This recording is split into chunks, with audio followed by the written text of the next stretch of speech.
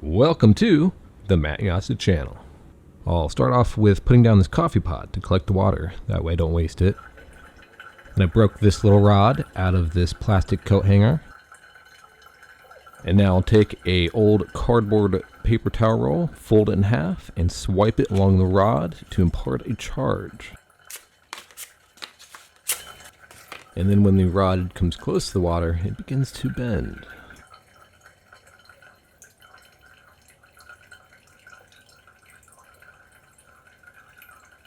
Now the action here is described as charged forces, but it's interesting to me how it kind of has some similarities to orbital mechanics. When they did this experiment on the International Space Station, the droplets actually would orbit the charged item several times, and that's where I was trying to kind of recreate the experiment here. And running the rod under the water will get rid of the charge. And this was something I used to do when I was younger, when I was a kid, with balloons or combs. After you'd comb your hair, it'd get all staticky. But I didn't really understand as well now the variables in play. So now I can adjust the experiment a little bit better to get better results. One example is, if you notice the stream is really, really thin. I was trying to get the thinnest stream possible. This gives me the least amount of mass or existing momentum to change. Other things work to charge it to, like a hand towel here.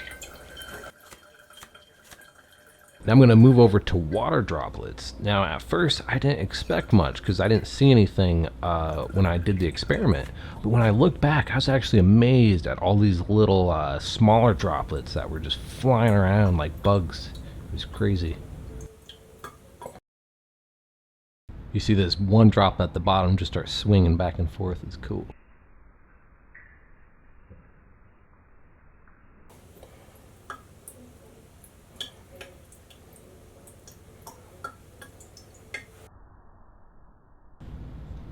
Now as that big droplet's coming down and breaking up, the rod's pulling out the smallest bits of it, and they kind of react like little satellites around a planet.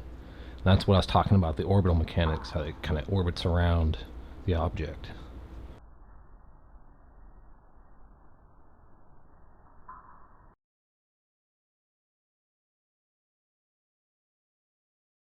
Now this is probably one you'll want to try at home for yourself. It's pretty cool.